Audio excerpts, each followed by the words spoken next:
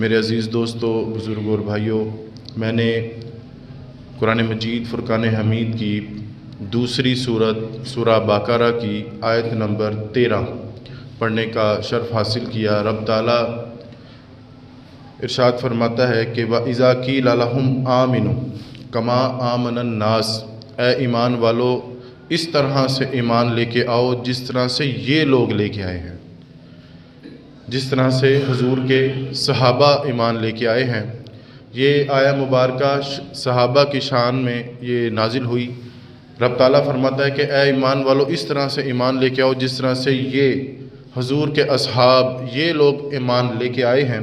اب چونکہ یہ کلام کافروں کے ساتھ تھا تو وہ کہنے لگے قالوا انؤمن کما آمن السفہاء، ہم ان پر ایمان لے کے آئیں جو ان پاگلوں پر، ان احمقوں پر، کہ ایک اشارہ نبی کرتے ہیں اور دوڑے دوڑے جاتے ہیں، ایک اشارہ نبی کرتے ہیں گردنیں کٹوانے تک چلے جاتے ہیں، ایک اشارہ نبی کرتے ہیں تو گھر کا سارا سامان اٹھا کے نبی کے قدموں میں ڈھیر کر دیتے ہیں۔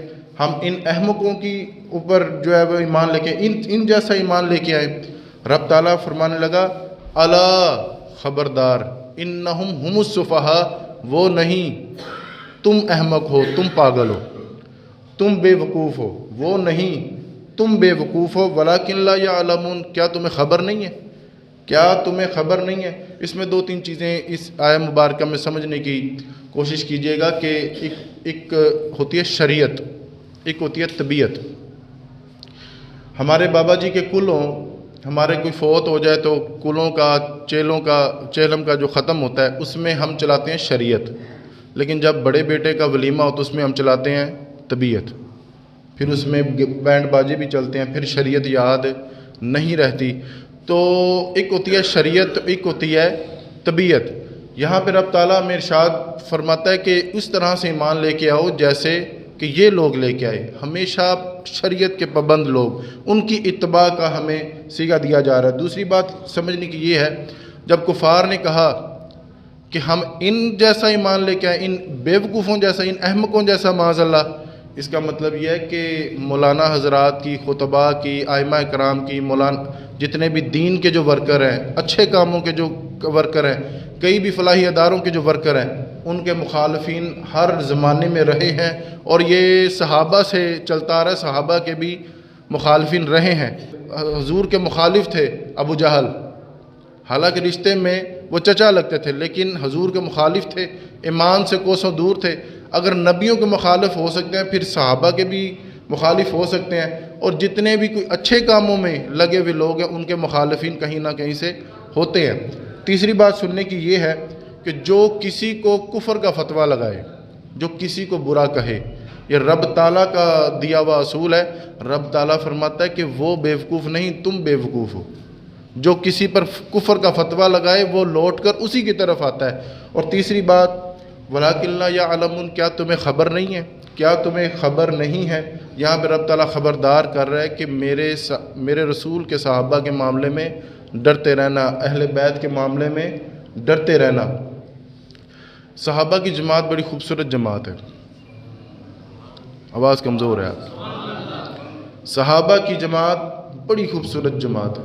اللہ تعالیٰ نے ازل میں جب دل بنائے، روحیں بنا لیں، تو جو بڑی خوبصورت اور وفادار دل تھے، وفادار روحیں تھیں، وفادار جذبے تھے جن لوگوں میں، ان لوگوں کو اکٹھا کر کے نا حضور کے ارد گرد جمع فرما دیا، جن کو صحابہ کی جماعت کہا جاتا ہے۔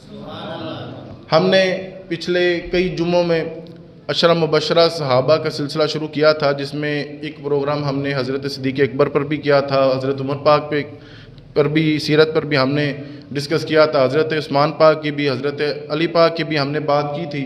اور جو دوسرے عشرہ مبشرہ صحابی ہیں، حضرت ابو عبیدہ بن جراح کے بارے میں بھی ہم نے ایک جمعہ کیا تھا، اور حضرت سعد بن ابی وقاص کے بارے میں بھی ہم نے ایک جمعہ کیا تھا۔ آج جس شخصیت کے بارے میں ہم بات کریں گے، عشرہ مبشرہ صحابی ہیں حضرت طلحہ بن عبید اللہ رضی اللہ تعالی عنہ۔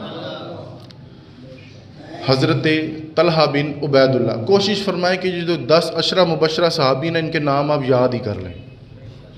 حضرت زبیر بن عوام، حضرت طلحہ بن عبید اللہ، حضرت ابو عبیدہ بن جراح، حضرت اور باقی 4 یاروں کو تو آپ کو نام یاد ہی ہیں، باقی 6 رہ جاتے ہیں، ان کے بارے میں بھی آپ باقی یہ ہم نے سلیٹ میں لگائے بھی ہوئے ہیں، اور یہ ہم یہاں پہ لگاتے ہیں حضور نبی علیہ السلام کی بڑی خوبصورت حدیث کہ جس نے بنی اسرائیل کے ولی صحابہ کہف کے نام اپنے دروازے کے اوپر لگا دیے، 70,000 فرشتے اس دروازے کی زیارت کے لیے آتے ہیں۔ اگر ان کے لیے آتے ہیں تو ہم نے، وہ تو حضرت عیسیٰ علیہ السلام کے دور کے ولی تھے، تو جو حضور کے ولی ہیں ان کا کیا مقام ہوگا؟ تو آج اس شخصیت کے بارے میں ہم بات کریں گے، حضرت طلحہ بن عبید اللہ رضی اللہ تعالیٰ عنہ۔ آپ اتنے خوبصورت صحابی ہیں اور آپ نے بڑے پہلوں میں ایمان لے آئے تھے۔ آپ کا شمار